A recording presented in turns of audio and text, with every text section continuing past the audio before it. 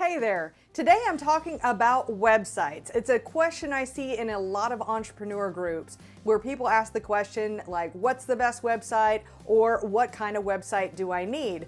And they really expect an answer. But the truth is, you can't really just answer that without knowing a few more things about what you're trying to accomplish. Now, before I move into that, go ahead and hit that subscribe button so you can see more of my videos as I post them, and hit the bell also if you would like to be notified when I post a new video. I will be vlogging every single day in the month of August, so there'll be a new video each day. So back to our topic, let's talk about websites. And the first question I would ask you is, what are you trying to accomplish with your website? So I really break this down into three different categories. The first of these would be e-commerce. E-commerce as in if you were selling physical products online that you will have to ship, package up, ship, that type of thing. E-commerce. Secondly, let's talk about courses. So if you want to have an informational website where people can take a course and learn from you, that's another type of website. And third would be a blog. Now, sometimes you see where these cross over, and that happens quite a bit, so I will address that as well. But let's go ahead and start with e-commerce, because what I like to tell people is if you're going to do e-commerce, start there and work everything else around that. Now, if you're looking for selling these physical products online, a couple of different places, there's lots of different website platforms out there. My very favorite is BigCommerce. A second that I see a lot of entrepreneurs use is Shopify. Now let me tell you about why I would choose BigCommerce over Shopify, and it depends on your particular circumstances. But in my circumstances, I don't do free shipping, so therefore I need to know what real-time shipping quotes are. And when I was just starting out, or if you're just starting out, then you'll be able to offer real-time shipping quotes with BigCommerce, and that's not something you can do out of the gate with Shopify. I also like where BigCommerce has everything built into the platform. So your payments, your taxes, your shipping, and you don't need to do it with a lot of external apps. I'm always really hesitant to just have a bunch of apps on a website. I really want its functionality at the core to be really good. So there we go. So e-commerce, if you're looking for e-commerce, maybe take a look at BigCommerce, Shopify. Those are very popular for people just starting out.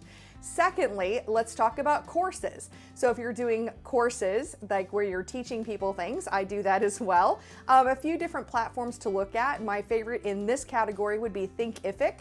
And this is very easy to use, very easy to load your course materials. And of course, it can take payments as well, but you're not having to ship physical products. So you don't have to worry about shipping, and it's a different type of website. So Thinkific is one. Another would be Teachable is another platform. And third would be Kajabi. Now, Kajabi is an amazing platform, I will say. It really has it kind of covers all the bases as far as being able to do email and have a blog and have a course, and it really dials it in with one big platform.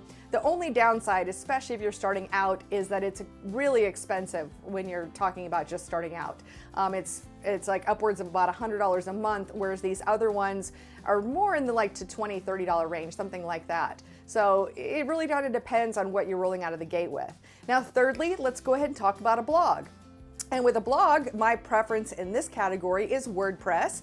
I was really scared of WordPress for a long time, but now that I started using it, and I found that I really like it. It has a lot of flexibility, a lot more flexibility than I have with the other platforms. With the other platforms, they are what they are. So e-commerce is e-commerce, and selling courses is courses, but with having a WordPress blog, it really opens up the world to doing lots of different things. And in fact, and let me just mention, Squarespace would be another type of platform in this particular space of doing a blog. And I do a lot of content. Content is my thing. It's how I actually sell for e-commerce. It's how I sell courses, and I just like to show up. I like to tell people things. So, so content's really important to me. And if I was to have to do it over again, and it is something I am considering actually, that now there is a functionality where you can have a WordPress site, but then you can bring in BigCommerce as a plugin and have BigCommerce handle all of your e-commerce. And if I was starting today, that would be what I would do with my store. I'm thinking about making the conversion. I haven't made the decision yet, but it's gotten a little clunky, on my website for having the content that I have over there. I'm not going to stop doing content anytime soon, so I'll be looking at that for the future. So anyway, the really important thing is I found that the biggest mistakes I've made as an entrepreneur are always because I didn't ask the right questions. And most of the time, that was due to not even knowing what questions to ask. So that's what I really want to help you with today, is when you're choosing a website platform, first start out with what it is that you're trying to accomplish with your website. What is the main purpose? Not just all of the purposes, what is the main purpose of your website? And really work from there and start there and work everything else around it and try to have that vision. And I do understand that it's, a business evolves, a website evolves, and just know that a website will never be done. They launch, but they're never done. My websites are never done. So it's actually some comfort in that as well, that you don't have to worry about like, oh my gosh, I published that and it's always going to be that way.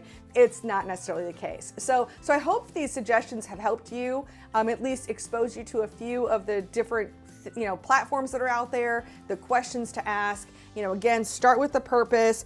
And, I just want to have the right tools for the job, and make sure with any of these that I've mentioned, they are all mobile friendly. That's incredibly important today because most people are viewing their stuff on a cell phone. So anyway, thank you so much for watching. Hit that subscribe button. And if you like what I'm doing here, hit the like, leave a comment on this video, all the things. And I will look forward to seeing you in another video.